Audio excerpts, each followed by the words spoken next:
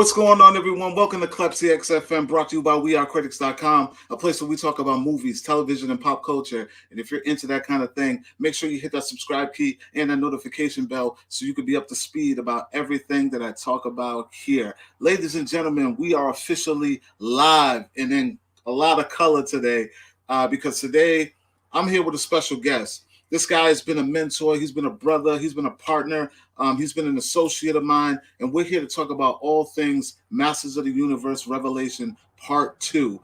I mean, without further ado, I got to bring in my homie. Al Mega, where you at, brother? Where are you at? Where Bob Mega is in the building. Thanks for having me, brother. And damn, kind words in an intro. Thank you, brother. I love you too, man. I mean, we've been riding for a bit now, and rising the glorious mountain that is geekdom and killing it in every corner of the universe as you are, bro. So I'm proud of you, but you've been smashing it on the show, bro. Thank you. I'm trying. Guys, it's a special day because not only am I here with my homeboy Al and we're live, this is like pretty much my very, very first live show that I've done. And we're going to be doing we're going to be doing a lot more of this in the future because I am officially nine subscribers away from 1,000. I was telling myself and promising that I wasn't going to go live until I hit 1,000 subscribers. It's a brand new channel, guys. Something I picked up along the way during the pandemic, and you guys have been supporting and following and showing a lot of love, and I appreciate every single one of you. So as soon as we get to 1,000, we're going to be making this a regular, Al, so hopefully you're going to come back and you're going to join me on some more lives as time goes on once we reach our mark and beyond.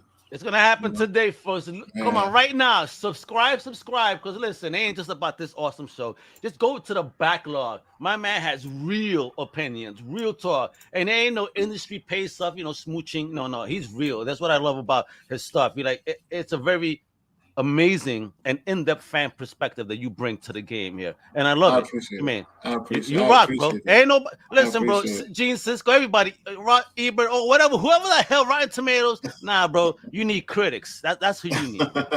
Shout out to my team, CritiX Media. My man Wade, my man Dion. And also shout out to my homeboy Mayhem Madness, who's all about that toys and pop culture stuff, man. These guys have been riding with me since day one, part of the team. I appreciate every single one of you. Shout out to Hazel Piff. She's going to be one of the newest members. We're going to have a female, Al. Hopefully we're going to have a female down with the team nice. Soon. Comic Crusaders got their own lady crusader as well. She's going to be our heavy metal music reporter, JJ Kimmerer. So that's awesome. Yeah, bringing on the ladies to our Geekdom squad as well. Yeah, man. Doors have always been open for ladies here. It's just they're hard to come by. Yeah, they're hard to come by though to contribute. They want to do this with us geeks. Listen, we're good people. We have fun. This is we're very family friendly, just like critics are. So sir. And I'm a father of a daughter. So believe you me, if they don't show respect to the lady crusader, somebody getting a beat down. So just to give a quick introduction of who I am for those of you who might just be tuning in off of the title, yes, we will be talking about Masters of the Universe Revelation Part 2 in full depth. Spoiler, just to let you guys know, but to give you a little introduction to who I am. My name is Keith Klep Napier. I am owner and founder of WeAreCritiX.com. That's CritiX Media with an X. WeAreCritiX.com. And I've been in this game doing this thing for a good 6-7 years, reviewing films, getting the screeners, getting early access, interviewing the celebrities, covering every single Comic-Con in the country. I've been to every single one of them, except for C2E2, which I'm going to hit for the first time this December. But I met my man Al at one of these cons for the first time as well. But yeah, we have been in the game for a very long time. So we've earned the right, so to speak, to kind of share what we think and just talk to you all about the things that we love and the things that we hate pop culture, I like to think. But in the end of the day, it's never about my opinion. It's never about what I think. It's all about what you all think. I just like to sprinkle my, valid opinion about what I think about things because everything is not for everyone. And just because I don't like it doesn't mean you're not going to like it. So this is just a community that I've built for people who are very passionate about pop culture, comic books, geek things, movies, television. And, we can all just come together and just talk and just share our opinions. A lot of you have very, very strong opinions out there. For just instance, like part one. When we talk we talked about part one, me and the guys from Fan Man, and I was really, really into part one. I liked part one. It kind of opened my mind to what this thing possibly could be.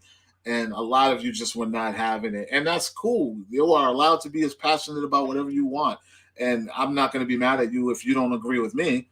So you really shouldn't be mad if you don't agree with me or I don't agree with you. There shouldn't be, no one should be upset. So without further ado, Al, let's get into Masters of the Universe Revelation Part 2. Part 2. So I want to say off rip, let's talk about the tone of this thing because, like I said, I was a huge fan. I'm a huge Kevin Smith fan. If you guys can't see, I'm a huge Kevin Smith fan. I've been a fan since back in the day, which was a Wednesday. That's what I've heard. And I went into part one extremely excited, extremely optimistic because one, I love Kev, and two, I love Masters of the Universe. I love He-Man, and it's been years since I've seen a solid He-Man story. So I want to know, Al, what did you think about part one, just part one, when you went into it? All right. Let me first clarify, because it is the one thing that keeps me and my brother sometimes at odds. You know how people say don't discuss religion and politics? We don't discuss Kevin Smith because I am not a big Kevin Smith fan. However, I am a Motu fan to the core. I grew up on this stuff. Yep. So I was fully ready to watch something amazing on screen. Not because it was Kevin Smith, because it was Motu. I'm like, it's time. Let's see what they do with this. Now, just like you, I saw the plethora of hate that this show got. But yet, it was not a bad show. And if you guys, come on, man. He built an amazing story with that. I mean, if it made you feel, then job well done, Kevin, because everybody was feeling a type of way, but everybody was also jumping the gun. The story's not complete. We don't know what the narrative was. And that whole show, maybe it alluded to one thing. And you know what? I didn't mind it because it definitely focused on the greater universe of Motu. You know, we got to meet a lot more of the characters, get more in depth as to who they were, because the OG show didn't, but we saw tidbits of the characters. There was no real character development, if you will, and Kevin did that. Like now I know the side players. I know they were always there, but now I know them a little bit more intimately, if you will. Mm-hmm.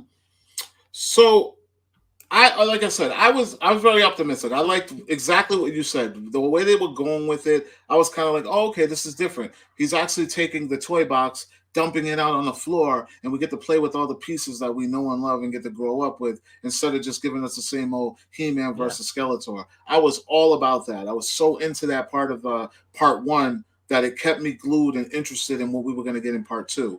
And the design, which I didn't touch on, because we're talking about a Prince Adam that doesn't look like He-Man. Thank God, because that's the only thing, we got to talk about the old school. It's like, who the hell cannot tell that Prince Adam was He-Man in the old school one? You know what I mean? It's like, y'all both buff and blonde look exactly the same with a change of clothes. You know what I mean? And I like that approach that Kevin took there. It's like, okay, you wouldn't think that these two are real. I mean, you can't hide stuff from a woman. So the old school, like, these women were blind then, because at least this way, you really can hide it. Like, He-Man can't be Adam. Look at that scrawny kid, No, you're definitely right. Like, there were a lot of changes that work for this reboot, retelling, revival. Retelling, I like a retelling. Oh, revival. You know what? I like revival. Because they'd like to call it a direct sequel, but to me, I mean, honestly, it was just another He-Man story. Maybe a continuation of the characters that we knew, but the stories weren't like in canon of what we already knew was going on in the OG show. But then, with all the backlash, people just weren't feeling it. With every right, you all have the right to feel however you want.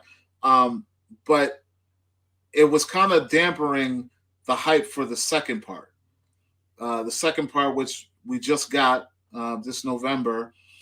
And I'm not going to lie, as big of a fan as I was of the first one, I wasn't that big of a fan of the second part. Oh.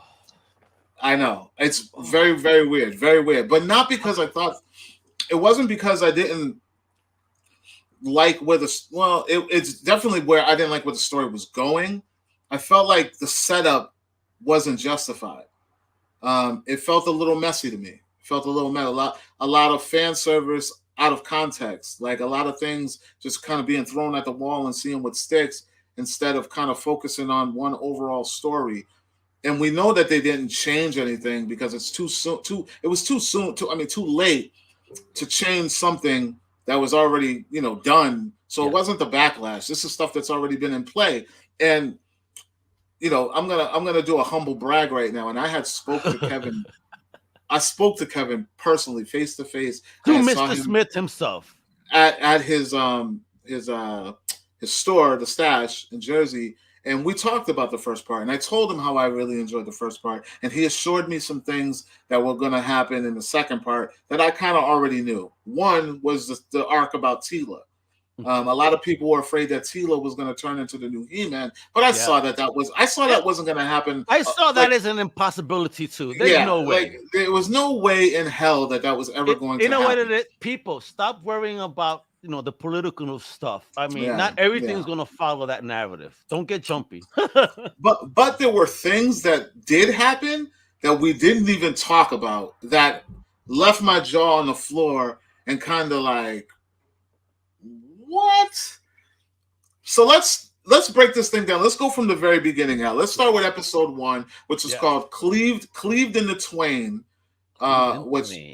which I don't even know what that means. Do you know where that's from? Is that a reference to something? Because I don't know what that is. Now, if somebody's watching live right now and knows, no, please, because cleaved in twain. Yeah, I don't know what that is. That sounds like some southern country slang that I'm not worthy of yet. I'm not familiar. But Cleveland Twain was Slad's sword, a two-handed hook blade. In the Battle of Blackwood Bridge, Slad discarded his crossbow and killed Sister Slashaton with Cleave in Twain, embedding it into a gizzard. And who's that something that has to do with fandom. Like it means to break up and smash up. Really? And that's coming from who? Who knows that? You looked that up? I looked that up from the Edge Chronicles. Yeah, but I'm the king of Google. I just looked at it real quick. I'm a quick searcher. Yeah, so it does have a reference. So now we see, things did get smashed and changed here. So you know what? They did. So let's talk about the tone of this thing because it definitely switched. It definitely changed. The first one was it was more story driven, a little lighthearted.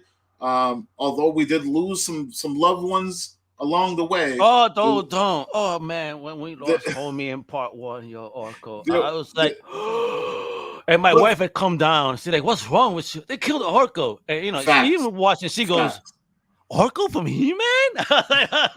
Even she knew, she felt it too. but even with all the deaths that we got in the first one, I mean, listen, we lost Orko, we lost Mossman, we lost Adam. Mossman was fire, bro. I mean, literally, he looked like a swamp thing. Oh yeah, that's too. Literally fire. Great look. But then we get a lot more blood in the second half. I'm talking, we're seeing blood dripping across the floor, being slid across the floor. You got blood smeared everywhere. I didn't expect that. It got a little grown up, but was it necessary? Was it necessary though? I think so. We got through the entire first half without a single drop of blood. All right, but now it's gonna get more violent. Now the real battle is here, and you know what? When we see blood, we know that these characters are suffering now. Like, okay, the business is now real. There will be loss. Like, back in the day, that running joke of, like you said, of He-Man never using his sword. Boy, does that sword start getting used now. Yeah, he definitely never used a sword. But I just felt like off rip watching it, one of the things that pulled me back was like, I feel like they're reaching for the older audience now. Like they're trying to be something. I felt like it was trying to be something. The first half felt more like they were just kind of starting something and trying to go in a different direction. This one felt like they were baiting now. Now they're at the point where we got to make them love us type thing. So that was the overall vibe I got in the second part. So after that, we get to see, Tila unknowingly use her magic. Which was cool. Which was great, perfect. Because that's where we thought it was going anyways. Well, I did anyways. I don't know. Yeah, you and me both, man. Once you know who, you find out who Mama is, then you're like, okay, now I know. And then they go right back into Game of Thrones again. and we get 3 major deaths. Actually, we're jumping ahead because we got 1 major death before Tila used her magic. But the 3 major deaths that happened in this episode, one of them happens before that, which was the sorceress taking a blade right to the gut, like yo, someone's got to go. Someone's got to go. It's got to be her. Right, she's been around too long already. You know, it's time. So then we get sorceress dies, Champ Clamp dies, and then Fisto dies. Fisto, bro, let me tell you, when it came to Fisto, that shit had me smirking because I was like, Fisto in another life had a job in the porn industry. He was made for it. You know what I mean? Like, bro, but you kill these two. I mean, at least, you know, it was, what was it? The black character and the white character. They didn't decide who to kill first. They kill them both. Yeah, I didn't get that. It was like, and they went badly too. I mean, it wasn't no easy, like, you know, it wasn't and done. Like, no, they got they got done. They got done in a way where there was like, you know, no redemption at all. Like, they just no way to bring them back, no way to save anybody. It was just like, they're done. Oh, we're just gonna use these guys for now and then. And like, those are characters that we never really got a lot of. And that's the whole point. That's, oh, you know what? We didn't focus on them then, and we won't focus on them now. Let's just kill them. Yeah, but I feel like that was a missed opportunity. I mean, I can't say that they didn't mean well, but for me, it was just like it was a missed opportunity to really flesh out characters that we don't know anything about. So you think that they would have had some value in the story going forward if they ever kept? What I felt like was the first episode makes you feel like, I mean, the first season or first half makes you feel like that's what they're gonna do. They're gonna flesh out this universe. We're gonna build an arc that you would be surprised about by the time we got to the end. But then the second half just plays like, same old shit. And we'll get into what I really thought about the ending, because I really was upset about the ending, but we'll get into that. But I'm just talking about the initial setup, y'all. Like, there's a lot of things going on where it's like, that's too soon to lose those guys. Oh, I get that. Okay, I agree. That point I would absolutely agree with. It was too early to have them, be gone. Like, if we would have got some bodies and some carnage during the final battle, then the battle would have felt like it was worth it. They should have died at the end. I get that. Like, but then you go, oh no, there. Yeah, I got you. Yeah. So then this brings us to the next episode, which was called Reason in Blood, which was your favorite episode because you loved Savage He-Man. He-Man. And yo, let me fuck you up real quick, because that's the surprise I have for you. Do you know that Savage He-Man is based on a character called Wondar, which was discontinued, and they look, oh shit, they made him too big. Oh no, I put him in the background. Sorry, did it wrong. Here we go. It's an overlay I'm supposed to do. Check it out, folks. You're gonna die. Yeah. Check it out. Boom. I remember this guy. That's Savage. I remember this guy. That is Savage He-Man, which is Savage He-Man is a character that is based 100 years before Adam. And he's in the first season. I mean, the first half. And this is really him, though. Yeah, they put him. He was in Preternia. That's the name. Preternia, yes.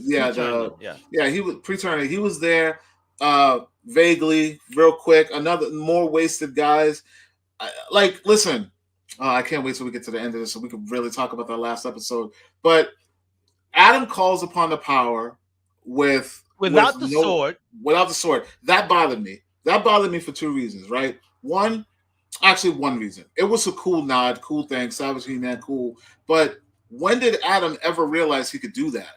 Because Skeletor made him realize. Skeletor is making him think what really holds the power. Because Skeletor got the power so easily. So if this power is meant for good and it went so easily into him, Adam could easily say, you know what? I've been doing this. And I mean, you are going to get irradiated with some type of spark in you, I would think, after, many years of you being this persona. I mean, maybe the sword was still within distance. So who would say that maybe that spark didn't come from the sword based on distance alone, where he tried it? I mean, it was just an idea. Like, yo, what if this shit just works? I mean, listen, as a Porter Rock, trying to survive, like, if I was He-Man, like, I'd have to, like, I'm gonna try, can I have the power? You know what I mean? I like that though, because but then we saw the result though, because the sword is the base. the Yeah. constant. And without Yeah. that, there is no, now you're an animal. And I loved how he came out because this is like beast mode He-Man. Yo, I fell in love. This homie was tearing up everybody. I loved it. I loved it. I Yeah. loved the energy and violence behind it. It was so 80s for me that I just loved it to that core. Yeah, I mean, that part was cool, when Savage He-Man was just beating everyone's ass. He was handing Skeletor his ass, and he's going on a rampage. I thought that was kind of cool, but I wish we would have got a build up to how Adam even came up with this weird idea that he could even do that. But I think it was there when he said, what if I could summon the power without the sword? I mean, he kind of said, "What if?" It was a what if moment even for him, because again, Kevin Smith didn't have to make it work. He could have just sat there and no, it happens. And Skeletor's like, you funny, He kind of did it like he already knew it was going to work. That's literally the vibe I got. That's how you did it. For me, I didn't see it with that confidence. He didn't have that confidence. He goes, "Just what if?" I mean, you're gonna have to show some confidence in front of the villain, because of course you're gonna be cocky. I mean, that's your enemy. You don't want to show weakness. He was laughing it off, like he knew that he was gonna do it. I don't know. It just God smile upon me, please. So you say Adam was bluffing the whole time. He's acting like he had a full house. He was bluffing. It's Skeletor, man. He is used to losing, so you could scare Skeletor because it's like, yo, the forces are good. Skeletor has not had any luck, so it's like, anything is possible. And who's to know that in that moment where maybe even Skeletor had that moment of that fear? What if it's possible? What if that led to that happening and him sharing a piece of that spark? Again, yeah, we didn't get the full detail of how it worked, but I'm here speculating. But I see possibilities: the closeness of the sword. Skeletor's fear, the bravado, as you said, of Adam saying like, yo, what if? Yeah. He's scratching his beard. He's scratching. I don't know, man. I think, listen, I'm one that could piece the pieces together. I'm one that can put the pieces together real quick when I watch something. I just felt like that element was a little bit rough. Had they had taught him that in Preternia, that would have been epic. Maybe I missed it. Maybe they did bring something up. I know that they said something about him being able to choose his form once he was in the afterlife, and he chose to be Adam. But they never once alluded to, yes, Adam, but did you know that the spark has always been in you? That would have been a cool nod. That way, when we finally saw it, we would have been like, oh, shit. But that didn't happen. It was just like he got cocky all of a sudden. Excuse me, and just bro, you just got healed too. I mean, you just got stabbed. Wouldn't you be cocky? It's like, yo, a lot of things just happen in you, and you still standing. Man, listen, I don't know. He's like the Tupac of Eternia. I don't know. So then, after we lose 3 major characters, we're only episodes 2 in, right? Yeah. And love it. Then one of the other best characters in this whole universe gets sidelined for 4 episodes. Okay, true. Man at Arms. Man at Arms gets sidelined. He's in the cage. He's in the, I mean, we don't really see him for 3 more episodes. and busts off the way he did too. Now I'm in my element now. But it's true. I didn't see that from Man at Arms in the OG cartoon, to be honest. I saw him as a mentor, but never the badass. And I mean, here you see. Yo, Man at Arms is the ultimate bad. He is the Batman of the Motu universe. Yeah, but he didn't even really get the glory. He didn't get that glory in the second half like he did the first half. You know what it was? They treated that character as though he was someone we already knew for a very long time, and that he was on his way out. That's how they treated him. He was ready to pass the torch. So to speak. He was ready to retire, you're saying. He was done. The way they wrote him. I got a question to ask you too, Al, because I got this a lot. There are a lot, and I mean a lot, of parallels between this series and the MCU. Oh, absolutely. Now, when I say the Man at Arms, I'm really talking about the Captain America. Yeah, he's literally right. In a sense the Captain America. Yep. And He-Man is Thor. If you think about that. Yeah. Shout out to Mayhem Madness, man. What's Shout out good, to brother? Mayhem Madness. He's in Wepa. the building, man. Y'all gotta go check out Mayhem Madness, man. The guy, he's all about the pop culture and all about the toys, and so make sure And y'all check him out. customization. I can't wait. Yeah. Now he needs to make an Almega Eternia figure. Let's go. Make him an Eternal. Make him an come Eternal. on. Put him in an Eternal outfit. Oh, but yeah, I felt like Man at Arms. There's just, I don't know, man. I felt like he's very highly underused. Like, I get it, we know him, but I feel I like that reference too, Highlander. Yeah, very underused in this season. And then this brings us to this brings us to the next episode, which was, I like the title of this because the way they name dropped it in the show, the Gutter Rat. And being from New York, I've been around massive gutter rats. Oh, he got me, bro. Puerto Rican Eternian. You don't want that. Wepa. But I never really knew the origin of Evil-Lyn in Skeletor. So whether this one was right or wrong, I appreciated it. Yes. Because I felt like these are the things that should have been shown in this series. Like, I feel like there are multiple things about these characters that none of us really know about. Like, a lot of hardcore fans who have been reading and watching everything. Like me, I'm what you call a toy fan of that era. In the early 80s, I knew the cartoon and I knew the toys. And when I say I knew them, I was a fan. I was obsessed with watching that show and playing with those toys so much. But did I flesh it out, read comic books here and there and things of that nature? No, I didn't really do that. I was a toy kid. I was into the cartoon and I knew the toys. When that movie came out with Dolph Lundgren, I was like, what the fuck is this shit? Nobody knows what this is. I was like, what is this? What this ain't my is that? He-Man. Bro. I was like, not my He-Man. Hashtag not my He-Man. That's where I was at. So when I see Evil-Lyn and they show her backstory in the Gutter Rat, I was like, oh, that's pretty cool. It was a little weak. Don't get me wrong. It was a very, very weak ass little. Oh yeah, she met him in an alleyway. He just comes out of a portal, scares off some bums, and then takes her with. Like, okay, that was very. Do you like that, Al? Was that a solid enough origin for you? No. More. That definitely could have been a fleshed out better. Absolutely. Yeah.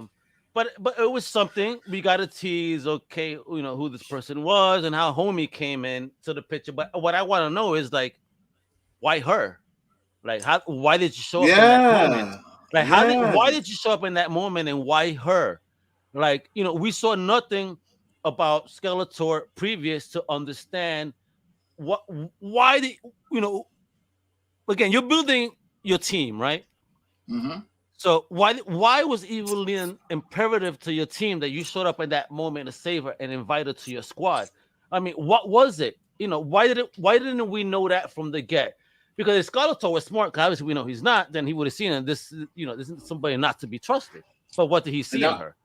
Such a Thanos moment. He just comes to the portal, and I didn't like that at all, man. I just that I found weird. That for me was the only weird moment there for me, because it was like, I don't understand why he looked for her. And then we get you know, back to the Man at Arms thing, where I tell you that he just kind of got underused. They give Andrea the lieutenant position in this episode. They kind of promote her up, which was cool. Very earned, very rightfully earned. She's been on the mission with Tila since episode 1 or 2, I should say. Yeah. And so I had no gripe with that. She's moving up, finally doing her thing. Then this is kind of for me, Al, where the series really started to lose its magic. Oh, no pun intended. No pun intended. But then, you know, there was like this little awkward moment between Skeletor and Evil-Lyn where she starts like, I don't know. I felt attacked. Like, and I don't normally like to feed into like the social justice stuff and the stuff that they, that people put out. But this was at one moment I felt attacked because I was like, yeah, wait a minute. So all these centuries or years or wherever, how long it took, Skeletor's been plotting to hold the power. To hold the power. He finally got the power. And then out of nowhere, he's easily manipulated by Evil-Lyn's sexual prowess. Like, Yeah. Like out So of nowhere, like out of nowhere, we just went from like just dumb, just stupid. from the man from thinking with this head to thinking with the other head, like in a Yo, snap. and then they hit Literally. us with that dumbass sexual innuendo, where it's like finally you got the point, the tip of or the point. What do you say? How do you say it? Oh, no, not even. But you gotta ask Mark Hamill because only he could do it the way he did it. I get something that too. glad you took my point or something like that. And then it was very uncomfortable. I was like, what? Like, I don't know. There's parts where it tries to be No, grown up. yeah, It no, tries to what be too grown up. not just too It- growing up. Again, I still loved it, but I do see some points here. It's like here we are attacking men in the show. You know, if you want to get to yeah. that point, it's true. Or what's masculinity? I've seen female reviewers write, reviews about this book and like explaining what masculinity is. But Mm, ma, you're not a guy. You're not a masculine. yeah. So why are you out there trying to tell me what masculinity is or is not? Mm, Especially in the narrative of this show, where Adam, shows that he doesn't need the power. And we see how toxic masculinity via Skeletor, needs the power. I'm like, oh my God, stop with this political innuendo on this. What you said was really here. The sexual innuendo is what was fucking yeah. crazy too. Yeah. But now, here's this guy, he's a skeleton, and he's talking about his points and all. It's like, Yeah. boner. Well, I mean, what's going on here? It's kind of, I get it. It feels very uncomfortable. I felt like a little kid in the 80s, like, what just happening Yeah. here? Very like I just felt like I would have respected it better if she would have like outsmarted him in a different way. Like maybe even in a duel or magic or something. Just Oh, magic really battle, yeah. yeah, or really go for it. Like I just felt like that was very kind of lame. But it wasn't as lame as the fact that everyone was complaining and worried that Tila was going to become He-Man. But why y'all Y'all so had, worried about that but shit? they had the wrong one because Yep. we got God-lynn, who wields the sword, calls upon the power, and becomes a He-Man type character. She's fucking Thanos for real though, because she didn't How give a F. how did you feel about Evil Lynn taking the power not only from Skeletor but just taking it? Period. How did you feel about that? I don't like how she was using it. Because here, here's this narrative that she wants to sell about the abuse and why did she become just as abusive? I didn't, Mm, she just was like any regular villain. mhm. There was no depth to what she was trying to do. Right now, if she did this for the specific reasons that she claims she did it for, why didn't we see any of that really pop off? You know what I mean? Yeah, And it was just, it's again, I also find political commentary that is like, what if you give a woman power, she's gonna go so crazy with it, she's gonna destroy the universe. I mean, like there's also other emotional. things in there, too emotional. Thank you, exactly. I mean, So, it felt weird for her using the power, and it's like, okay, so very conflicting emotional views. That's how I could so, kind of look at that. so to kind of piggyback off what you say and kind of give her, kind of support her theory. I remember in the first part, she was all about getting the magic back, getting the magic back to Eternia. Eternia needs the magic. They need the magic. And then Yes. Skeletor shows her, well, the power shows her because it's not what someone shows you. The power shows you what you bring to the table. Tila Yes. explains that. And she saw nothing but nothing. She saw nothingness. She saw empty. She saw basically within herself. So then her whole perspective changed. Um, that's the only thing I can back that up. I guess I was just like, when I was watching it, I was watching it with my guys from Fan Man, and my guy Chris mentioned something while we were watching it because he had never saw it, and I saw it. Okay. This was my second time, and he goes, "So what? Is everybody going to get a turn? Like Oh, everybody's going to get a turn now?" And I like that was like spot on, bro. I was like, "Yo, thank you for saying that out loud," because everyone was upset before. They were like, "Damn, He-Man died one episode yep. in. We didn't have a champion. Then Skeletor is the champion, and then all of a sudden, before it goes Evil back to Lynn. He-Man, Yeah. Evil Lynn's the champion." So it was like, "Yo, is this thing just gonna get passed around?" Like, Yeah, you know what's what? crazy too? Because if it's the power and the power comes from a place of goodness, right? Mm-hmm, How can it mm-hmm, not kind of try to fight, being possessed, right? If the power is Yeah. kind of sentient in a way, you know what I mean? Yeah. Yeah. So you know what? Yeah, you're making me think about certain things. You bastard! Yeah. I Yeah. still love the show though, No, but you're don't get making me. me think on Yeah. some different channels here. I see. Yeah, there's some.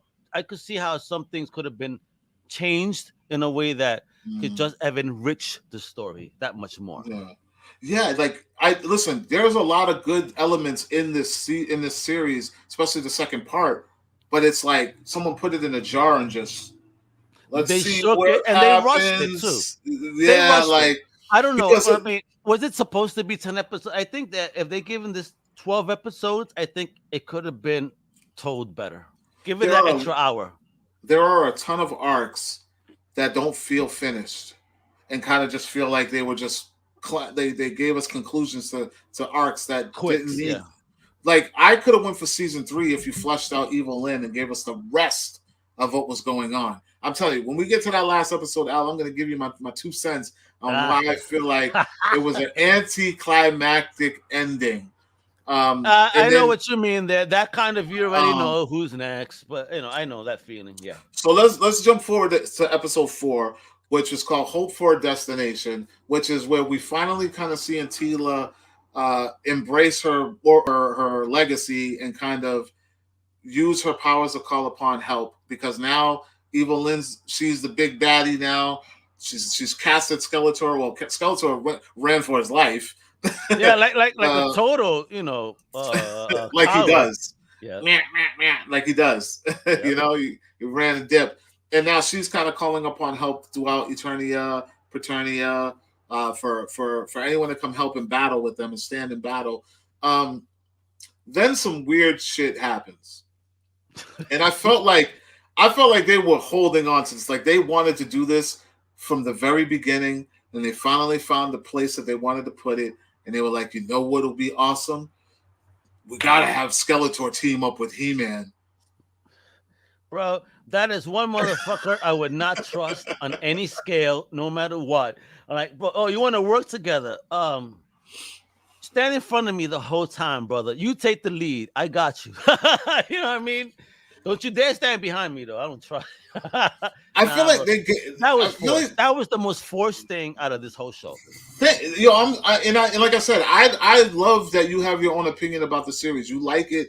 And I love it, but that was the most forced thing of the whole show. It was so forced and so quick and so like, yes, I get it. You want to show us what kind of a man Adam and He-Man are by putting the bad guy on their side and their definition of a man. Yeah, but like Skeletor just literally just like killed 2 of your friends. Right? Like this was a Fast and the Furious moment with Shaw. Like that's what this was. This was literally a Shaw Fast and the Furious moment where he just killed Han. He killed Han assumingly, and then all of a sudden he's on your side. Like, yeah, right. No, we have a common enemy. Friend of my enemy is my friend. Let's get together. Like, I think not. You better drive me in front of me the whole time, because there ain't no way I'm trusting your ass. Yeah. So and like I said, this was the point where like the magic of the show was losing me, because now it just felt like they were throwing spaghetti at the wall. Like it was like, yo, what can we do to keep them tuned in? Yeah, and then they drag out Tila's story even further. Okay, like, yes. Oh my God. That was too much of a slow burn, Klep. That I wholeheartedly 150% I agree. Let's just get it on the field. That's too much emo stuff going. See, that's where I don't like Kevin Smith. When he focuses on the emotional, my God, he gets stuck on it. Bro, I'm a dude from the 80s. I'm not trying to say that I'm an unemotional, but what I'm saying is that emotional has its place and its length of time, and that shit was just too long. Like how long did she spend? Like she spent like 15 minutes under the water. Underwater, I would have drowned. I would have drowned 60 seconds in, because this Puerto Rican can't swim, but that's me. Yeah, I was like, listen, by the end, and it took me the second time to watch it now, because the first time I was just going through it. I was like, all right, this is cool. They're building her story up more. It's gonna become the sorceress. Duh, we knew this. But then I watched it the second time and I was like, why is this still going? I was like, this is really this long? Like, that's episode 4. Half of that entire episode, minus the things I told you about Skeletor, is all about Teela sitting under that water, finally accepting who she wants to be. So long, Al, that this episode rolls into the last episode and starts with her finally turning into the sorceress. Oh, I'll tell you that was something I was anticipating, because I'm seeing this whole battle that starts in 4, and I'm like, okay, Teela needs to come out already to level the playing field. What the F is going on? Because we're seeing people get murked and murdered left and right on this joint. Oh, yeah. And I felt like all the people that would matter that died were in the beginning, like, the Yes. Clamchamp and Fisto. And then where was everybody else? Stratos was in this too, but we see his people and him, but we don't kind of see a focus on him. No, we didn't see him. We didn't see Mechaneck. We get a little bit of Ram Man, but that's like towards the end. And that was awesome though. When Ram Man came in, and I saw that shit, bro, I was smiling ear to ear like the Joker. But it's like, yo, these are characters we want to know about. Yeah, like we should. Ram Man should have been from the beginning when this shit popped off.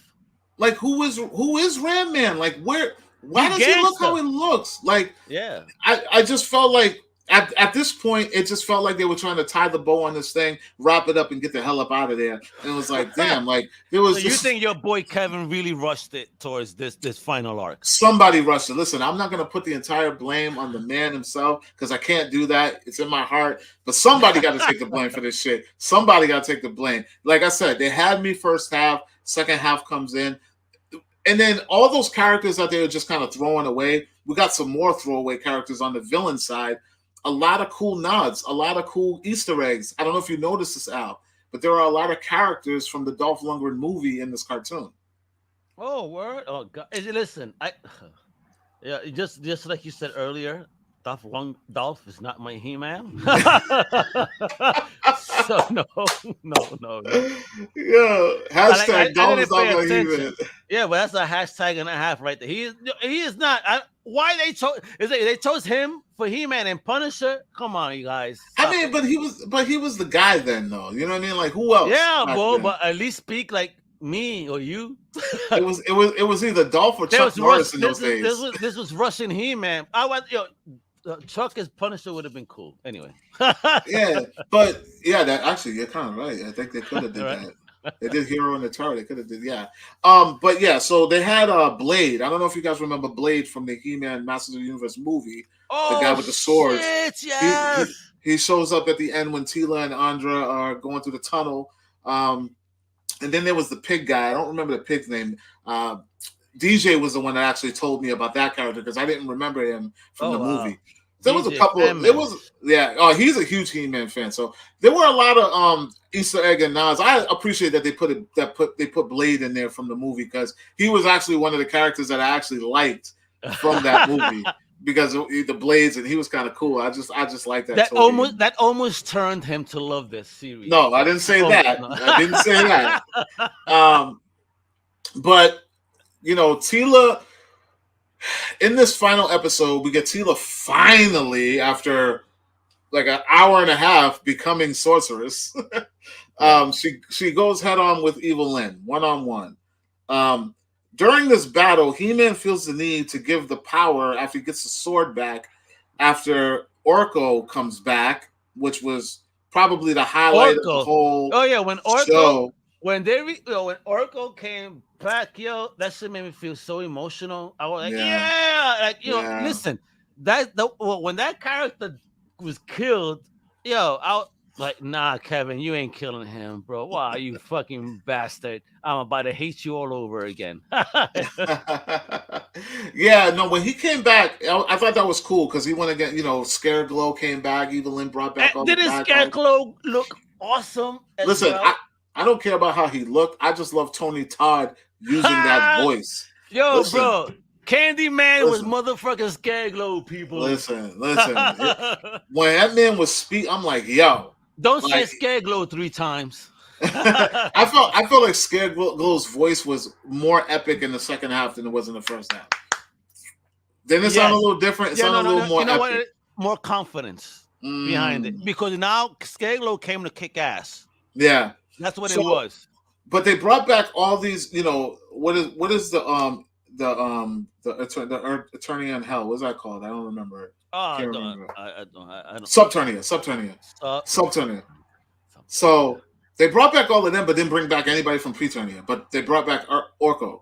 Like, I don't understand why none of Klepcx could have came back and Wondar, Mephisto, Fisto, Wondar,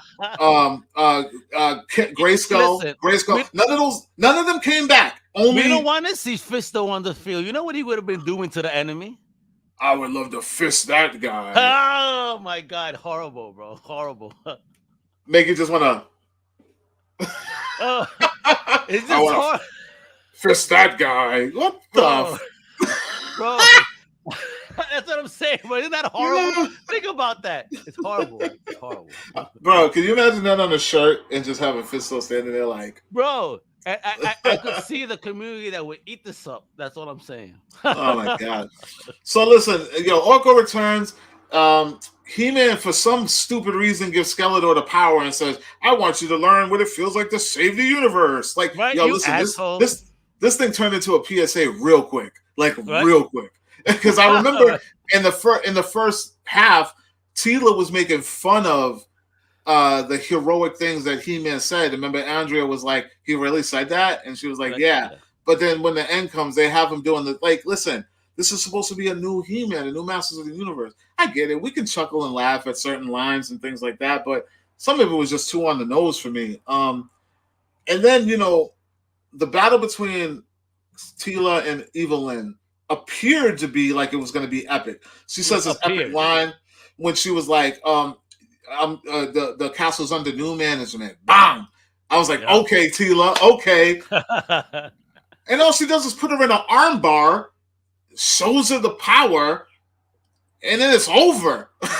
but that's also because, even though her name is Evelyn, the one thing you could capture within, the narrative of the story is that she really wasn't trying to be evil. She was just someone that was very angry.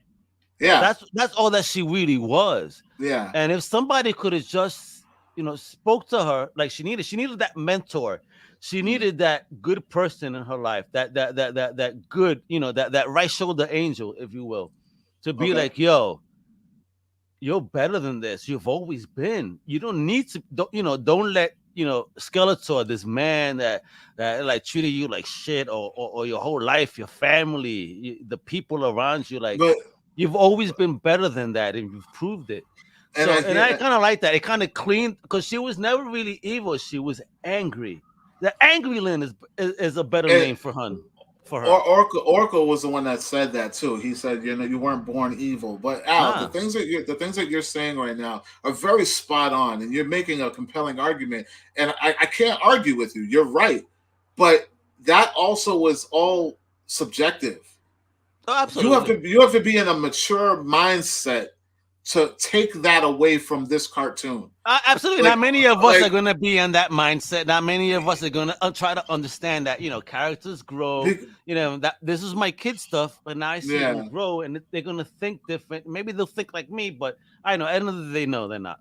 Yeah, you know what I mean? Like, that was really deep what you said. Like, if you bring it all the way back, it's true, because Beastman was telling Evelyn all of that from day one. And Beastman was an amazing character throughout. Here's this character that I really dug his character, because it's like, yo, I'm just riding with you, yo. I'm just here to be here. That's what I captured from him. He didn't want to be evil. He didn't want to be good. He's just somebody that's like, yo, I'm just trying to cash a check, bro. That's who Beastman was for me. And there was a moment when, like, he was about to swell up when Skeletor was talking reckless to Evelyn, and he grabbed the whip, like he was about to swell up. Like, homie, you better check yourself. Listen, I know you probably will beat the shit out of me, but like, yo, I'm a rep because you don't talk to nobody like that. And I love what they did with him when they made him the complete beast. Yeah. But again, the way he said though, and underused. Underused, yes, but it was those emotional moments because he said, okay, if all I am is an animal, so then use me as such when they turn them into Mm, that. Think about that. Look how deep. I mean, this was a character that has a lot of depth to him, but you believe it or not, he has yeah, tons of depth to him. yeah. But I feel like we didn't get No, any we of that didn't. though. And Kevin, I hope that you give us a story of his tribe to see why the hell did he even get a step away from whoever his people were? Because Yeah, man. he was an honorable soldier that I could actually see being a good guy eventually. Or even having like a spin-off or something. Like I could Yeah, watch a Beastman show. he's like a Venom type. He's not good. Yeah, He's not bad. He just does what he does yeah. to survive. I could do an Evil Lynn Beastman show. Mm, Just those two. Just those two. that's called Beauty and the Beast. Because let me tell you, they drew Oh, Evil Lynn hot. Evil and the Beast. Evil Lynn was a very good looking character the way he drew. Oh Yeah. yeah, I'm digging that evilness with the white hair, looking good and powerful, and and Beastman just being that beastly character he is. But he really is a good-hearted soul, just around the wrong people. Yeah. Now, to piggyback off of anticlimactic, Oh the God, most here we anticlimactic moment of go. the final episode has to go to He-Man versus Skelegod, Yes, yeah, where yeah. he just picks him up and says, "It's not about us," and throws him. He does the fastball specials like Colossus with Wolverine, right? Like, wait a minute, hold on. Like this Yo, person has the same. He's your equivalent. He is your equivalent right they now. have the same power. Yeah, he's your equivalent. Yeah, too easy, too easy. Yo, Yeah. he just picks him up and throws him, and then the next time we see Skeletor, he doesn't have the power anymore. It's gone. Like, But remember, He-Man returned it. So if he returns it, it should probably escape from everybody. It wasn't Skeletor's to hold at that time. again, my brother, you are breaking down things that one would have to really think about in order. I Like, think these are about it like that though. That's my whole shit, yo. like I'm if showing you you guys my mental, like the way I think of these things. like if you gotta explain it, bro. Like, this ain't algebra. Like, you should be able to just be like, all right, Right. cool. I get what's going on. But you're like, yeah, well, He-Man, he gave back the power, and then when you give back the power, like everything in the universe It's goes gonna back to leave. normal, and then it's Yeah. like, okay, cool. I guess. It's gonna have to because he gave it. So if he gave it Yeah. and Skeletor didn't call upon it, the only way I could think about it is okay, if he says you'll return it, all right, whoever he gave it to goes Yeah. back to. Yeah, no, the coolest thing about the ending, before the climactic ending was when, the people of Eternia were like, there isn't a safe place, and then He-Man's like, there is behind me. Da, da, da, da. Yeah, There was yeah. that, That that homebrew was, bravado and yeah, shit. The yeah, that was a cool. braggadocio. Yeah, that was that was a little cool. But then we get past the anticlimactic ending, whatever, and then we get into what's kind of like the ending of the series, and there's like a little post credit. But before the post credit, we see Andrea finally becoming the new Man at Arms. Yes. So there's some moving Which was forward. cool, well deserved. Yeah, And just to see a new character, and not for nothing, to see some color on Eternia was nice. Oh yeah, yeah. And this for me was a Captain America Shield moment. You know what I Yes, mean? Where she's Falcon Man at Arms is passing the shield over to Sam. Andrea. And then Tila and Adam, I don't know. This was a little weird for me. They seemed like they were like kind of digging each other more than just friends. It's in the history of Masters of the Universe. They do to get together, and their son, it's when he becomes the He-Man, he's called Hero. You know this, right? Oh yeah, Hero. That's right. So they do become a couple. They become the ultimate power couple. Nice to see that, and I like that they don't make it forced. We don't see no crazy shit. It's just Adam holds her hand. It's like, and I like the way she ends it too. It's like, well, now I know who He-Man is. Ha, wepa. I mean, is she always gonna ask upon He-Man when they go to bed though? Hey, you gotta. Don't come to bed without calling upon the power, brother. Right. That night, who needs Viagra? I got the sword. Get my point. Hey, bro. Bro. You don't want to have Skeletor in your head at that point. But then, there was this post-credit scene that was kind of cool. I didn't expect it. I didn't see it coming because there was no reason for it to actually happen. Of course. But I don't understand why all of a sudden a Hordak is teased at the end of this. I can't wait. I can't I'm wait. excited. I mean, I'm excited as long as She-Ra is on her way. Like, I'm excited as long as they go into that whole mythos about brother and sister and separated, Yes. and then they they do all that. But like I didn't. It was cool because he's a familiar character, but did I feel like it needed to happen? No. I don't. I don't know. Yeah, I don't know. you mentioned Hordak, bro, and I promise you another thing, right? Because I said, Yeah. yeah, I'm gonna make you spend some money today. I mean, Okay. Hordak character's look is classic. Oh yeah, it's no better. I don't understand why most people don't. Oh, look at that. Are you Oh, kidding me, bro? Why bro, aren't more people cosplaying Hordak? Can you explain to me why more people aren't cosplaying Hordak? look at Why? Why this, aren't you? bro. Look at this figure, bro. What's the scale on that? 12-inch, bro, is a 1 foot figure. That's beautiful. Oh, and this is 1/6, yeah, but it's a 12er. That's beautiful. Mayhem, I know you out there looking, brother. You Mayhem is got right now spending his check because I got another one to show you. Right, look at this one. This is right, black and red, right? Yeah. Now let's go to the cartoon. Oh, you saw that? Oh, they got the classic one. Yes, Filmation Power Convert. Look at the price from Mondo. Whoa. How big is And that? look, 425. Look at this one. Oh man, I can't tell. One piece. Shit. I mean, it's a gorgeous figure though, ain't it? Yeah, that's a classic look right there. I still have my Hordak toy. And I look still at that. have It's my original. 425, bro. Wow, that's got to be a big one. It has to be, but it's that's a more of a beautiful statue. figure. It's got to be more of a statue. It's a figure because you could see the if you will, the points of articulation. Hmm. You know what I mean? It's a Mondo figure, action figure. Let's see. Pop, new and sealed. Filmation. Damn, they don't give us the size, unfortunately. I wish, but I wanted to show you that because you got Savage He-Man available, and you got 2 different versions of a Hordak available to buy, folks. I mean, really? So overall, I mean, that's beautiful. I'm not gonna lie. I'm not really a toy guy. I don't really collect like Mayhem and like Al and Babo, right? Babo. Oh, Bobo Mac, your Crisis Toyverse, Babo. bro. And Bobo's gonna be proud of me because last night that was an asshole Klep. I ordered the reissue of Skeletor OG figure. I ordered Skelegod, and I ordered this version of Skeletor too. So tomorrow I'm receiving 3 Skeletors. So let me, you know what? Now that we're on the talk of the toys, though, let me ask you this, Al, because in the beginning of it all, I had jumped on these. I'm getting my Skeletor tomorrow. You bastard! I can't wait to get mine tomorrow.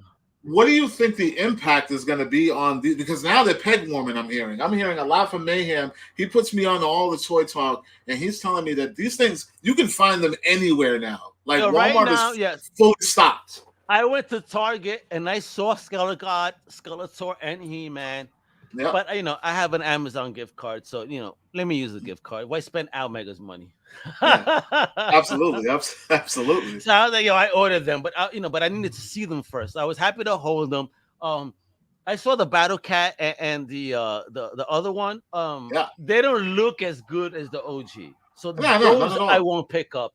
The He-Man reissue, the head sculpt I do not like. The OG looks so much better. Which ones you talking? The TV ones, the retro TV ones? The retro one that was the re-release. I hate the head sculpt. That is not the OG head sculpt. Yeah. And since you're in Massachusetts, Klep, I implore you to go to the Northeast Comic Con that's pushed by Gary Summers. There's a vendor there that he sells all these old toys. And the last time I went there when I lived back home, he had like 20 He-Mans, 20 Skeletors. And he goes, what do you want it with? And he had everything separate. So, he'll build it to you from scratch. You want it with the sword, just this, you want it plain. All depends because, some people have the accessories and don't have the figure. Some people have the figure and not the accessories. Homie had everything. So whatever you needed, like, go to Northeast Comic Con. I swear to God, you're going to be so happy. and I'll give 3 more places because I've been out there. Like I said, I've been out there with Mayhem Madness. And we went to the Toy Con in New Jersey, which was a phenomenal Toy Con, and everybody had everything. Whatever you were looking for, they had it, whether it was He-Man, whether it was Rambo, Listen, whatever Funko Pops, whatever you needed, it was there. And then also Toy Vault, which is it's like a. I love that shop. They have everything there. They have the newer versions. They have the older versions in their little glass case. I'm sure you've seen Al. And then there was one more place, and it slipped my mind. Toy Vault, the toy thing. That's he has all the OG He-Mans. Yes, they do. I remember I went there and it was like a museum. I was like, thank God White's with me, because if not, I would have pulled out the other card and gotten in a lot of trouble. Yeah, shout out to That's He. They have all the OG He-Man figures in there too, because they do resale. Like, you can sell to them they'll buy and they'll resell it. Also for the retro stuff and these ones, the Revelation stuff, I didn't get it from them, but Wonderland Comics in Connecticut, they have a shit ton of the Revelation toys still there on the shelves. I recommend you guys jump on those Evil Lyns, because I feel like those Evil Lyns are going to be gone. Really? Once they make a god-lynn. I think once they make a god-lynn, it's going to be a wrap on the OG one, and those are going to be the ones to get. And that's just, I'm not a toy guy. I'm not a speculator. I'm just saying, for collector reasons, I'm a collector. And if I was to collect, I would get the regular Evil Lyn and the god-lyn, the same. I'm about to order them, brother. Yeah, and regular have the regular Skeletor and the Skull of God. I'm not, like I said, I'm not a speculator. I don't have any insiders, news, or anything. That's just me as a collector. If I was going to do it, I would do it the same way that you would get Adam and He-Man. If you're going to get Adam and He-Man, you might as well get regular Skeletor, Skull of God, regular Evil Lyn. It's funny though. You know me, I'm a lover of villains. I mean, my tattoo should be able to tell you that right there. Oh, Cobra, la la la la la la. Yeah, with the Decepticons, that's my shit. I only love villains. I only bought Skeletor. That's just my joint. I can't. Yeah. But it's been fun, bro. I mean, yeah, man. You got to order that figure, bro. The Hordak? Oh, the Hordak. The Savage He-Man, I think, is probably, if you could find it, it's also going to be probably as expensive. Yeah, apparently Wonder Bread tried to sue him. Yeah, I remember that. You know who told me? Listen, DJ knows all about it. He was the one that put me on to it. I didn't know it was a Wonder Bread exclusive that no one could find. Like, that's some weird shit. And apparently the figure, the real one, has the Wonder Bread logo hidden on its body. What? Yeah, the 3 circles of Wonder Bread, and if like the real one has that stamped on it, you know, if you have that, you're gonna have some money, kiddo. I'm about to go look that up real quick. Shit. But this has been great. I want to thank you, my brother, for having me on. Talk about the masters of the universe, because again, I'm not the biggest Kevin Smith man, but I will say that Kevin, I love the shit out of this show, regardless of what homie says here. I loved it. I appreciated it. It brought me back to my childhood. I had the moments, and you know, I'm like, oh shit, yes, and you know, so thank you, Kevin. You know, for real, this is your lane for me, like animation. Like, please stay away from the CW. Yeah, animation is his lane. The CW is just too much for me, bro. He tries to do too much emotional stuff that I can't deal with. But this stuff that he did here with the animation, I think this is up his lane. This is his world, yo. He needs to keep doing. Well, and I want to thank you for being here with me too, Albert. To combat what you're saying, I'm a huge Kevin Smith fan, and I don't want him to stop doing his View Askew universe movies. Definitely not. Definitely not. I have been lucky enough, one of the lucky chosen few, to screen Clerks 3 next month. What? I'm going to see Clerks 3 next month. Scoop, folks. He's dropping a scoop here. I cannot wait to be one of the lucky few that get to see this movie early. So I don't want Kevin to ever stop making his View Askew Chance on Bob stuff. Do that, but all I'm saying is I love his animation, and I think he did a great job with this. You make a great point, because he won't do a superhero movie, but that doesn't mean he can't do the animations. Yeah, yo. I want to see all of his animated versions. If he did it as well as this, I think in my opinion, if he could do it as well as this, yo, please, yo, Kevin, what else you got?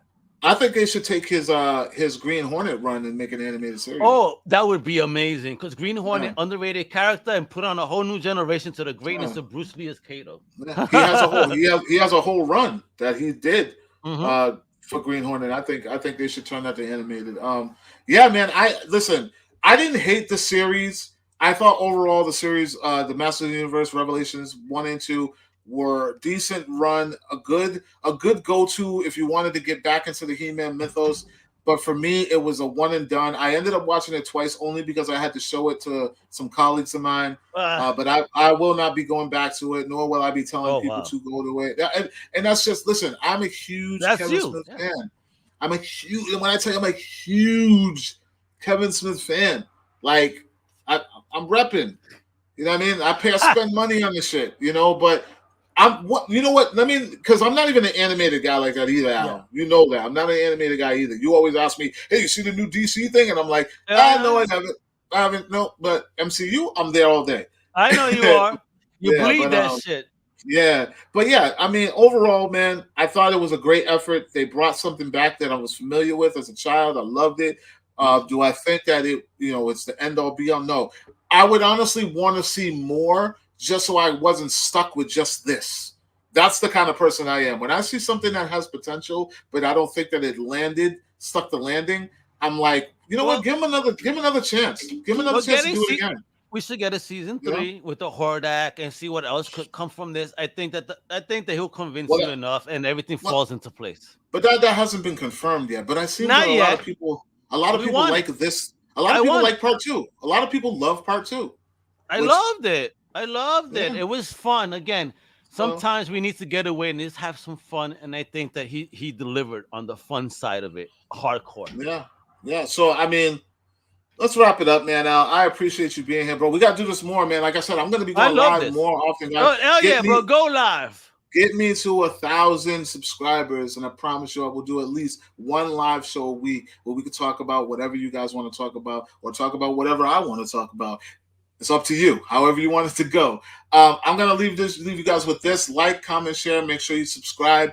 And, of course, for all movie news, television news, pop culture, and our podcast, Critics Talk, check out wearecritics.com. Follow my man, Al Mega, on ComicCrusaders.com. Where else can they find you, Al? It's right there at the bottom, guys. Make sure you check it out at the bottom. Everything, Twitter, Instagram, Facebook, everything's Comic Crusaders. Like I told you from the beginning, brother, make sure when you have a name, you own it across the social media. So there you go. It's all the same across everything. That's me, Klepcx. You guys know where to find me. And of course, guys, make sure you all wake up, be passionate, create, and repeat. Al, can you hit him with that intro as we get out of here? Uepa, para que tú sepas. Later.